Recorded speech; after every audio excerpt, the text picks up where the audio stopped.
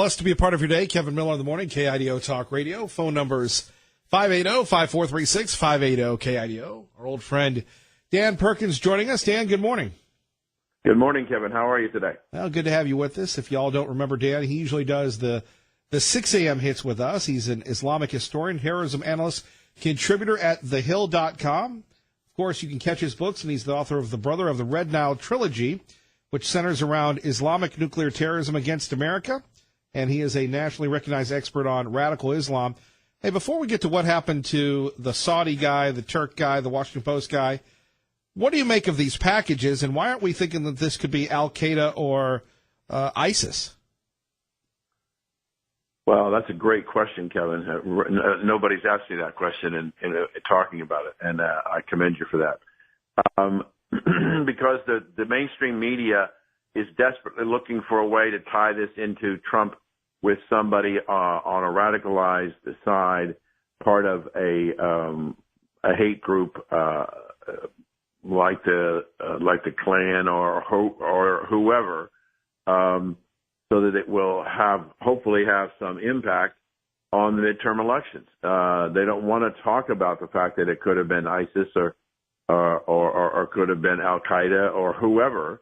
I've given a great deal of thought to the possibility that it may have been Antifa that was responsible for that. They had the bombing of the Republican headquarters in New York City not too long ago. So there's a lot of possibilities, but there seems to be a reluctance to do that, and that just reminded me, Kevin, that I've said many times in writing commentary, is that I believe there is a protected class in the United States by the media, and that is the radical Muslims.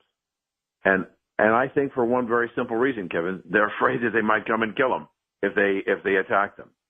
So I think there's a great reluctance on the part of the mainstream media to associate any terrorist activity in the United States with a foreign Muslim terrorist group. Right. So when we take a look at these packages, based on your years of study of knowing the terrorist, what's your take on the methodology and why they chose these targets? The technology that they use, from what I have physically seen of the bombs, believe me, Kevin, if it was the terrorists, they have a much better, more sophisticated technology to build these things.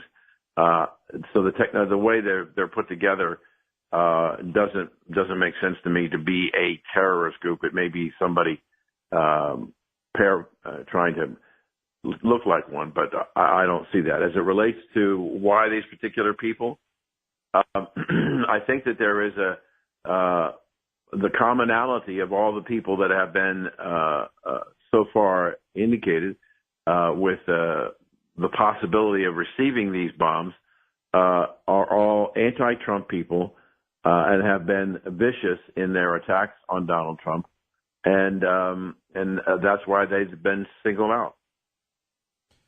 Indeed. Our great friend Dan Perkins joining us. Kevin Miller in the morning here, KIDO Talk Radio.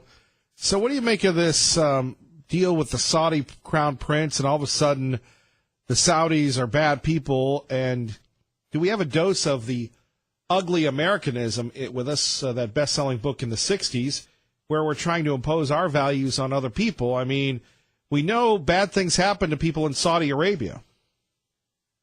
You're on a roll. That's a great question. I've been talking to people about that over the last few days. Kevin, the one thing that we have to understand is that Saudi Arabia is a member of the Muslim faith, and that the Quran and Sharia law are the governing areas of that country. Those laws were developed in the 7th century. They have not literally been changed since the 7th century. So we have people, I take you back in time, Barack Obama and John Kerry, when the first American reporter was beheaded. And Kerry and Obama both said of the attack on the reporter, this is so barbarian. This is out of the Middle Ages.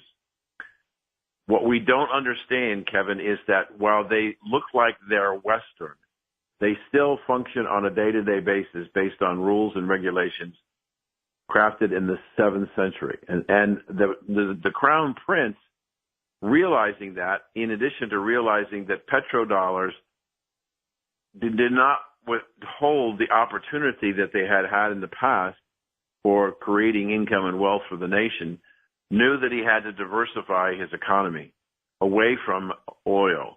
And in order to do that, he needed to attract Western talent to come to Saudi Arabia. But living with Sharia law and the Quran was going to make it difficult for those Western men to bring their wives and children to live in Saudi Arabia and not have to live in compounds. And so he desperately has been trying to move the culture in the direction of the economy to a more westernized culture. And that's why you see the reforms as far as women driving and voting and other things that women could do, which is in direct conflict with the Quran and Sharia law. But the fact that this gentleman was killed, and again, Kevin, I think it's important. I don't wish anybody to be killed, but let us put it in a context. The number, as you said a moment ago, the number of people that have been killed in Saudi Arabia, in Iraq, in Iran, in Syria, at the hands of the Muslim Brotherhood, which Khashoggi was a member of, and other factions within those countries, more than one. And so the overemphasis of Khashoggi as a person of relative importance is overstated because he had the opportunity to be head of the Saudi newspaper representing the royal family and was fired from that job because of his publishing of things that were offensive to the royal family. So it is a different culture. We've put in a lot of emphasis on this man who was a member of the Muslim Brotherhood, and by all accounts, a pretty bad guy.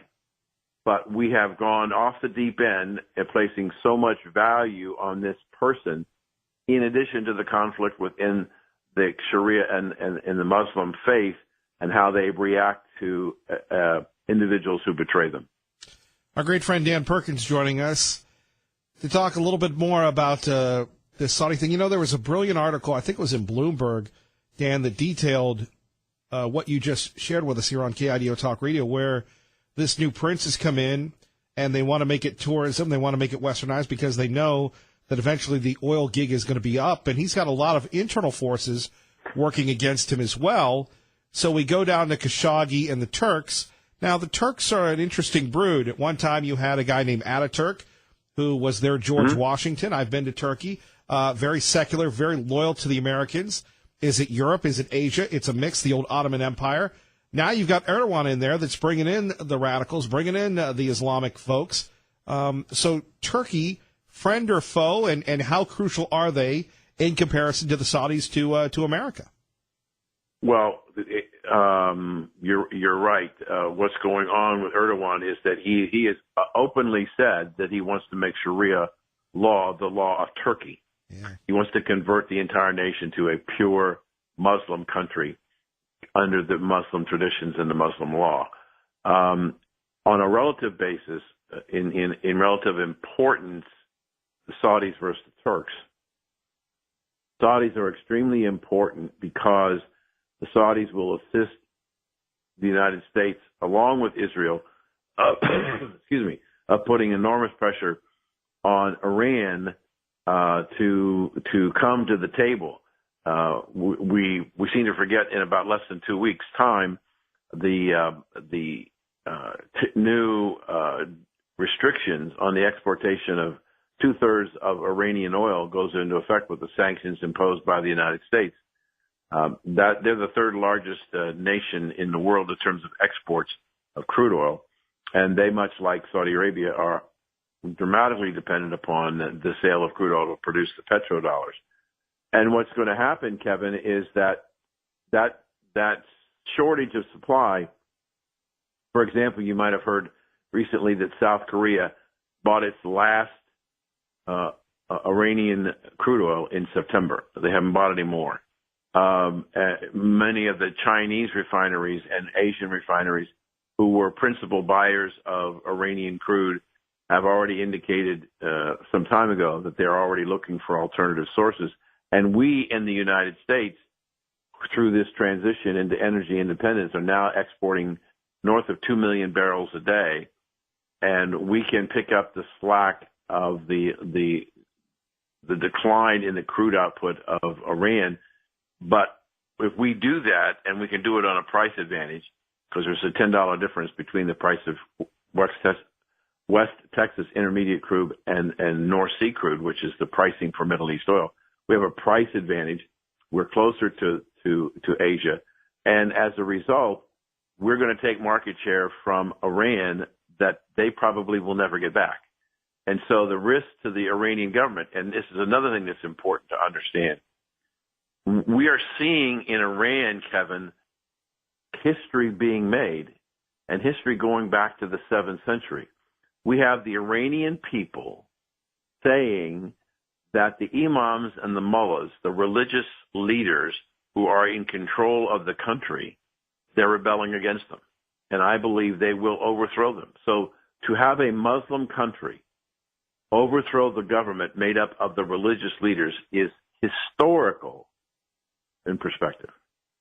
Our great friend Dan Perkins joining us, KIDO Talk Radio, 107.5 FM, 580 AM with Kevin Miller in the morning. Why do you think Khashoggi went to the Saudi embassy knowing that he was not on the prince's favorite list? Do you think it was arrogance? I mean, Dan, we know that if there's a bad neighborhood or if there's trouble happening after 11 o'clock at night, we don't go out. Right. Well, that's another great question. Understand, Kevin, that Khashoggi was a member of the Muslim Brotherhood. Now, I need to put that in a little context.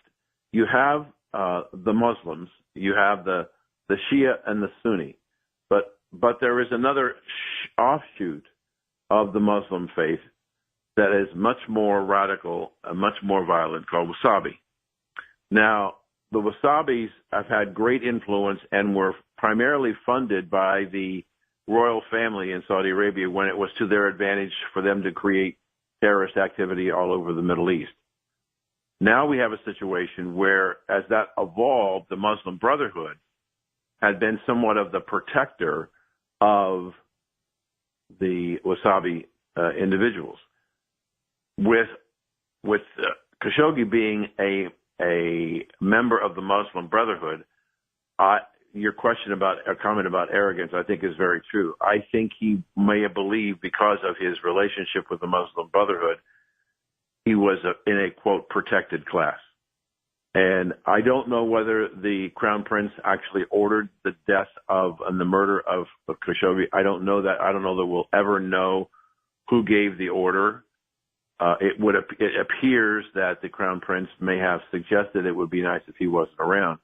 But I think that his arrogance, he realized that he was a member of the Muslim Brotherhood and functionally untouchable, but he found out he was untouchable. Dan, if people want to get a hold of you, what can they do? DanPerkins.guru, Guru, is my website. It's being totally remodeled, and it'll deal with books and radio and television and interviews, our foundation songs and stories for soldiers. It's all there in one spot, and then you can branch off and go into all kinds of different directions. But it's kind of like the central station for Dan Perkins. Well, Dan, stay out of trouble. Kevin, it was a wonderful interview this morning. You asked great questions as always, and I look forward to coming back again. We can't wait to hear from you. Take care, Dan. Thank you. Bye. Bye-bye. Coming up next, let's just give you a little preview. John Brennan, you remember John Brennan. He is the former CIA director that President Trump clipped his security clearance. This is what he had to say about the president. Trump too often has helped to incite some of these feelings of anger, if not violence, when he points to acts of violence or also talks about, swinging at somebody from the press. There we have it. The suspicious packages sent to the opponents of the president, the opponents of the Republicans. Well, they're blaming Donald Trump. Do you agree? 580-5436. Kevin Miller, KIDO Talk Radio. Tendencies, at least in some people. Well, I think that's obvious. I've been concerned about this for a long time. I spoke about it at length in the Senate starting in January about the president's rhetoric. Let's remember, we have a president who has talked for a couple of years now about imprisoning his political rival in Hillary Clinton, who has encouraged violence against the media. Just last week, talking about the assault on a reporter by a congressman in Montana and saying that he's his kind of guy. It's hard to see this outside of the context of the president's hostility towards Mrs. Clinton, who tried to briefly speak towards unity, towards Barack Obama, towards George Soros. The president and his allies, they need to dial down the political rhetoric. They are making people less safe. They are making journalists less safe. And they are making law enforcement officers less safe. Look, we don't know who did this. Right. We don't know what their motive was. Right. But it's a very obvious thread, and maybe it's meant as a ruse, but it's an obvious thread. The Obamas, the Clintons, John Brennan, CNN, George Soros, these are people and organizations that President Trump continually attacks, demonizes. But if you look at who they've targeted so far, it's almost like they're following Donald Trump. And there we have it, a collage that we put together to talk a little bit about who they're blaming. Can you believe this? At 580-5436, 580-KIDO, they're blaming our president. They're blaming us. What about Antifa? What about ISIS? What about Al-Qaeda? What about the people that have been harassing people, threatening people, attacking people? Where is the media on this story? Traffic and weather together. Let's get to your phone calls about the issues that matter to you. Terry, State College, Pennsylvania. Good morning. You're on with Kevin Miller, KIDO Talk Radio.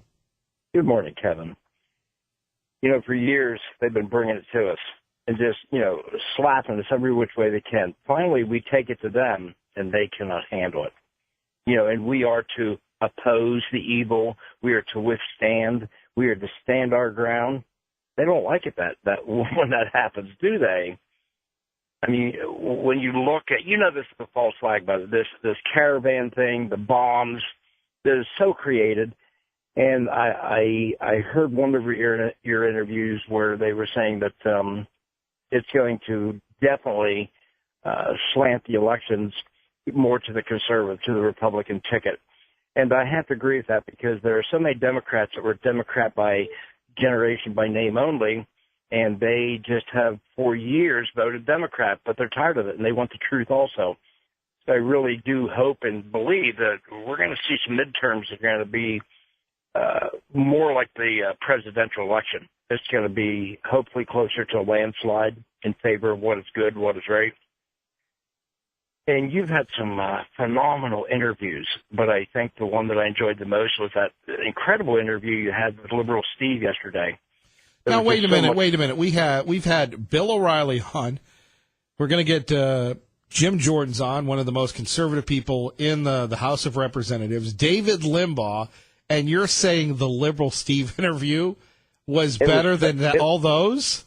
It was so subtle, extremely subtle yesterday. Now, think back to your interview with him. And, you could hear a pin drop.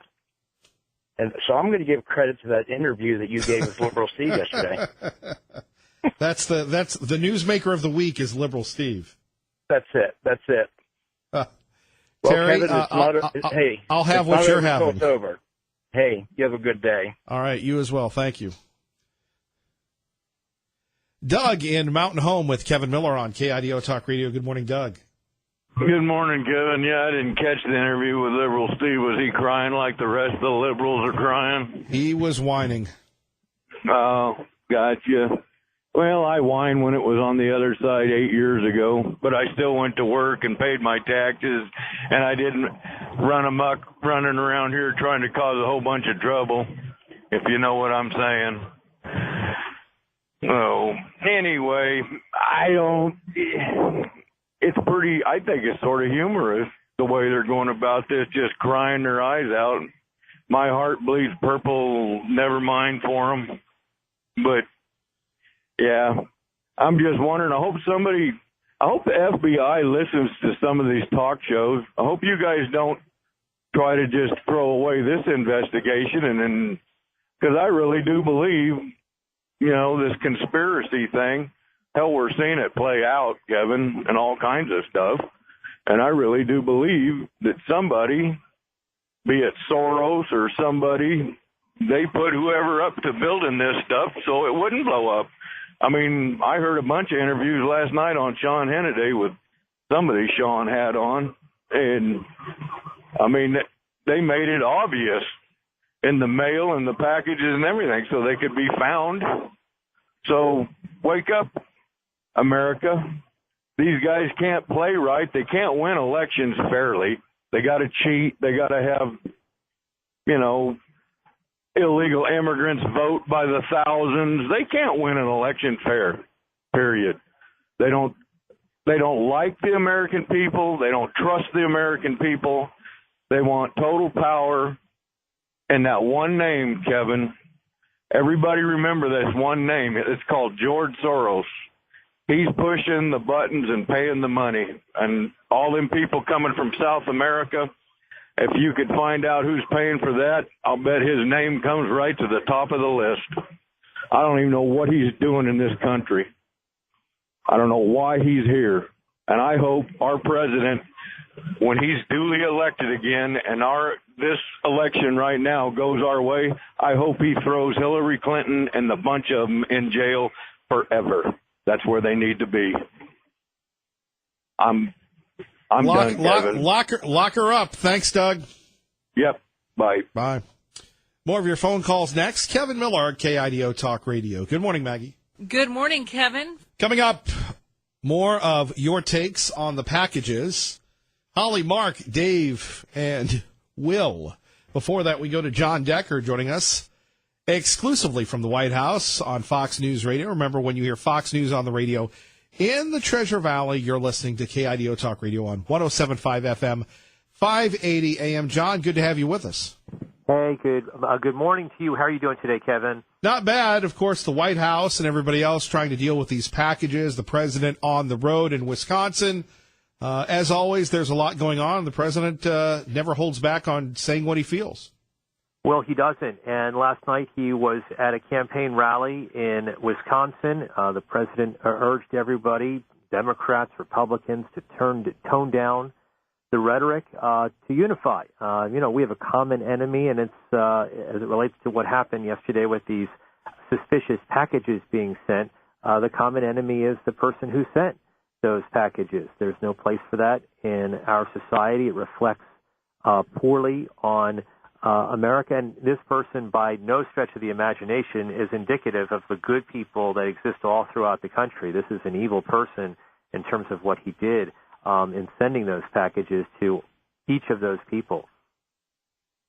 Indeed. Of course, the investigation continues. The White House continuing to be on message, and that message, John, is electing Republicans in the midterms. And that's the reason why the president continues to head out on the road. The president, as I mentioned, in Wisconsin last night. Tomorrow he'll be at a campaign rally in North Carolina. I believe he's going to be in Illinois and Indiana on Saturday. And next week, we know for sure that next Wednesday, he also has a campaign rally scheduled. That's in Florida, I think in Fort Myers, Florida. So the president hitting the road, and I would not be surprised, Kevin, to see the president add some additional dates to his schedule between now and the midterms. We already know that he's going to be doing a number of campaign rallies, as many as 10 between last night and November the 6th. So that means that there are some more campaign rallies that are going to be announced by the Trump campaign. And, of course, Congress pretty much left to their own devices trying to get elected or reelected. So is there anything else really going on? The caravan, the president said he's going to send the military. Any news on that? No news on that. Obviously the Department of Homeland Security, Kevin, the Border Patrol continues following this caravan, and we're told that the initial caravan is upwards of 7,200 people, and there's another caravan that is formed, we're told, somewhere in El Salvador. The president has said that he's obviously going to need to work with the State Department on this, but wants to cut off foreign aid to 3 countries that he says are responsible for these caravans and not doing anything to prevent them from leaving their countries. We're talking about Honduras, Guatemala, and El Salvador. But the State Department has not announced anything in that regard. No news as it regards that international aid that the U.S. provides to those 3 countries every year. John Decker, we always appreciate you right at the White House. It never ends. It does. You got it right, Kevin. It does not ever end, and we're going to be quite busy from now until November the 6th, and even the aftermath, because then we'll see how everything broke on Election Day, and if Republicans are able to hold on to the House and hold on to the Senate. John Decker, as a historian, as an author, as an attorney, as a reporter, I can keep going, as a teacher. One day we'll be writing about this, or someone will be reading about the times that we're living in. You have no doubt. I have no doubt about that, and you have no doubt about that, and it's true. It is a unique time. It's a unique time to cover this president. I think that he's gotten one of our traditional adversaries, the Chinese, on their heels. I think they're very concerned about what the president has done, and it's unheard of. Most U.S. presidents, certainly the president's predecessors, immediate predecessors, President Obama, George W. Bush, Bill Clinton, they essentially went along with everything that the Chinese wanted. And as it relates to that foreign policy issue, that adversary, the president is sort of turning the script, flipping the script, and that has surprised the Chinese, and I think they're very much concerned about the state of their economy going forward. John, you have a great day. Thanks a lot, Kevin. Have a great day. I appreciate it. Bye-bye. Bye-bye. John Decker from the White House. The White House! Every morning here on 107.5 FM, 580 AM. Kevin Miller in the morning. Hello, Holly. Good morning. Good So morning. I think that there's some question based on some postal workers calling into a Fox News broadcast saying that, these people don't even open their own mail. If you go on Natural News and Counterthink, they've been predicting a coordinated false flag bombing to be blamed on Trump supporters in order to alter the outcome of the midterm elections for a while now.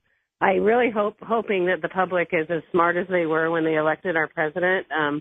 I think they are, to not buy into this disenfranchising crap. And it's really unfortunate that the mainstream media is trying to accomplish a political agenda and basically take down our republic. It's unfortunate that we see this obviously paid for caravan. I mean, obviously, these people, when you see photos of them, don't look like they've been walking too far. They aren't dressed to be walking that far, and they look well fed, and they don't look like they've been walking thousands of miles. And I think the real bottom line thing is if socialism is so great, then why is the caravan not heading to Venezuela? Why is it heading to a capitalist country if they aren't paid?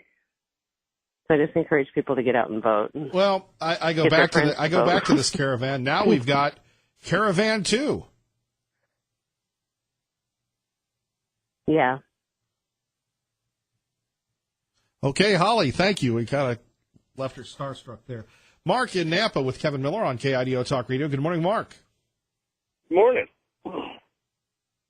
I wanted to put my 2 cents in on the political bombing, or supposedly bombing, but,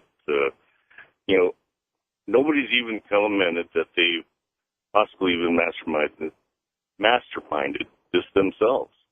It kind of reminds me of a movie from Blazing Saddles when the sheriff kidnapped himself at gunpoint. They're just trying to get attention. So you believe that this is like the Reichstag fire. This is put together by the lefties to gain notoriety and attention, and to disrupt the Trump voters. Absolutely. Fair enough.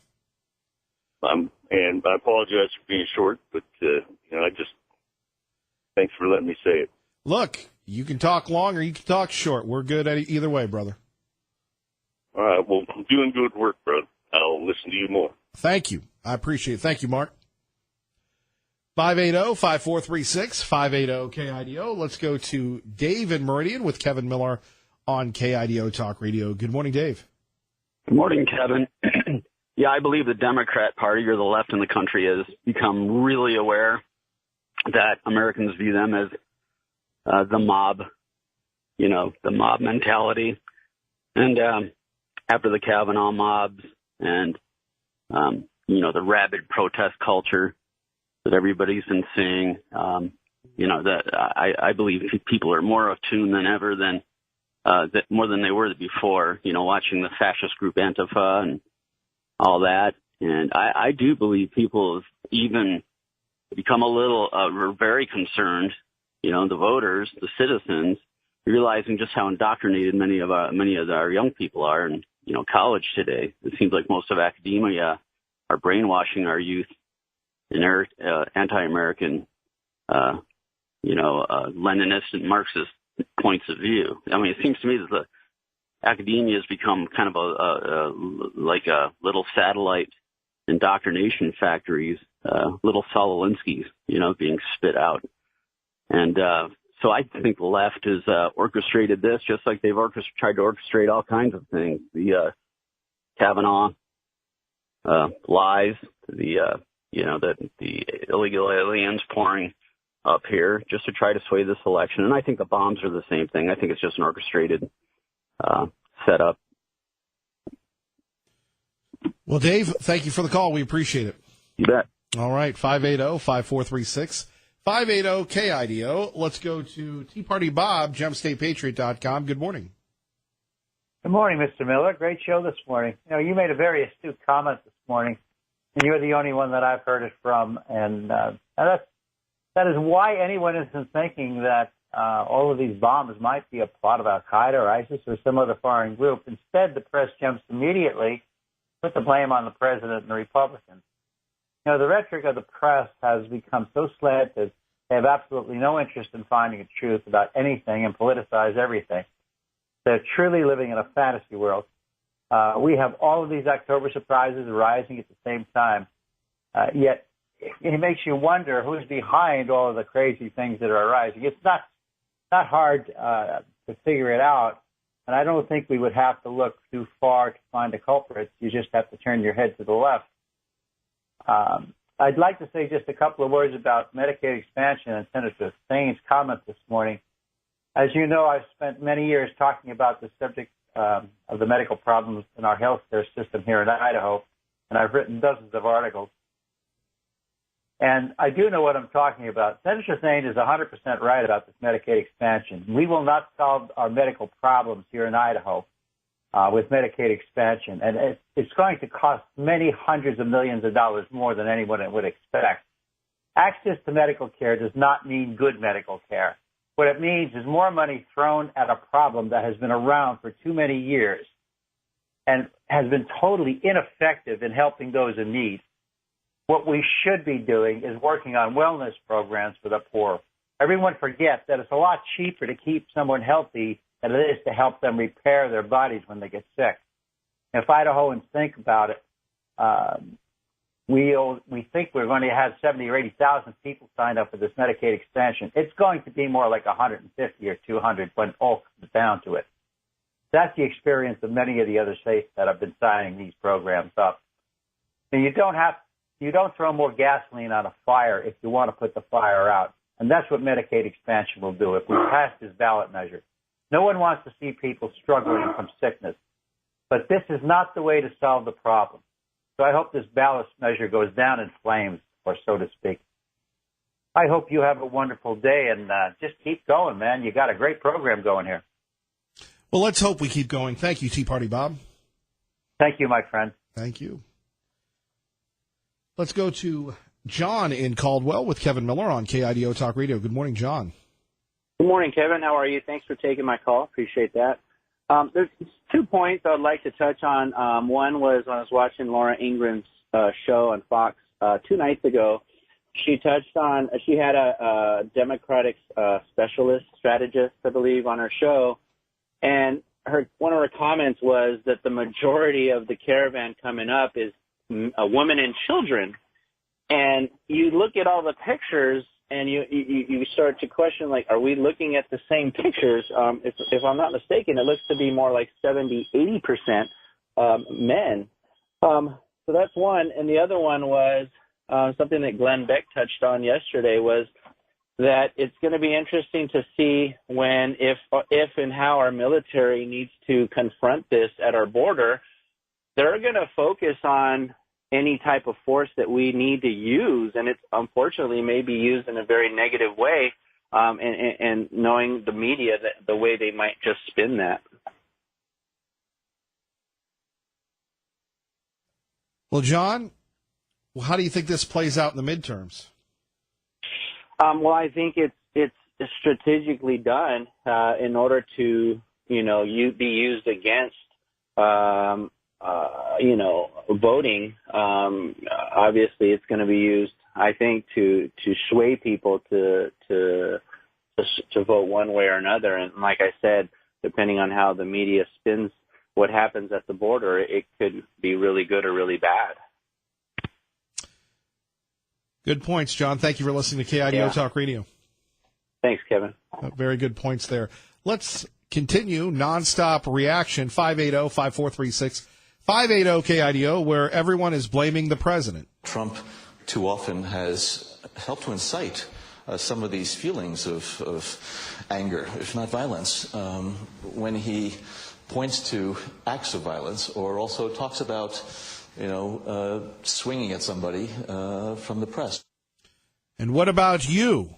What about you, John Brennan? Didn't you accuse the president of treason? Conservative Steve with Kevin Miller on KIDO Talk Radio. Good morning, sir. Let not your heart be troubled, my brother. It's all good, man. Hey, just another October bomb. I'm sure that Mueller will come out with an indictment or something here in about 4 or 5 days, I would imagine. I'll predict it, that he'll have some kind of report, some bombshell or some other thing, this and that and the other nature, because they're out of options, man. Soros has spent millions and millions and millions, and the Chicons, the Chinese folks aren't happy. Venezuela isn't happy. Iran isn't happy. A lot of the finance, they're going to find out a lot of the resources are coming from these countries. The Chinese are fit to be tied because nobody's ever stood up for their imbalanced tariffs and their imbalanced trade with the U.S. And finally, there's a president that has the guts to stand up for the people. And you hit it right on the head. Donald Trump is just basically doing what we're all thinking. And that's why he got voted in, Kevin. He says and he does what most of the people are thinking, but they just have no guts to do it. And unfortunately, no other politician has the guts either. That's why he's in the position he is in. And I think it will continue to go forward because the American people are not stupid, my friend. I mean, this is so obvious and in your face. Hey, guess what? What happened? Where's all the reports of Antifa burning cars and knocking out windows and punching people and chasing them out of restaurants and beating them up and sending packages of powder, a week or two ago to Trump and everybody else, So what I'm saying, hey, you know what? You got a wacko out there. That's the way it goes. But I wouldn't be a bit surprised if that wasn't set up to make it look like one thing. The bait and switch deal here, last straws. They're grasping at last straws, my friend. Let not your heart be troubled. Righteousness will prevail, my friends. God bless Conservative Steve. Josh, Tess, and Pro-Life, hang on. Short break. Your call's next. Kevin Miller, KIDO Talk Radio. Josh in Meridian with Kevin Miller on KIDO Talk Radio. Good morning, Josh. Well, good morning. I just wanted to make a quick observation about these photos that we're seeing of these packages. And, I'm no postmaster or anything, but whenever I receive a piece of mail, I always see those stamps canceled out, and I'm not seeing any canceled out stamps on any of these packages. And it just looks pretty fishy to me. So I just wanted to make that observation. Appreciate it, brother. Thank you. Yeah, you bet. Thank you. All right, your thoughts on Josh's calls coming up next. Tess and Pro-Life first. Let's get you to work safely and on time. Recovered. Tess, good morning. You're on KIDO Talk Radio. Hi, good morning. Oh, I just love listening because you know what? Your show can put the pie out in front of you, and then there's all the pieces, and people who call in can put those pieces together so you can see the whole picture. And you know, when you talk about Antifa and what's going on down on the border, here you see some of the same groups that are suspicion to be involved in that, and they turn up as contributors. And what I mean by that is that so People for the American Way, whose George Soros' name is affiliated with, Lear Trust, these are all people who also have donated to Ms. Jordan's campaign.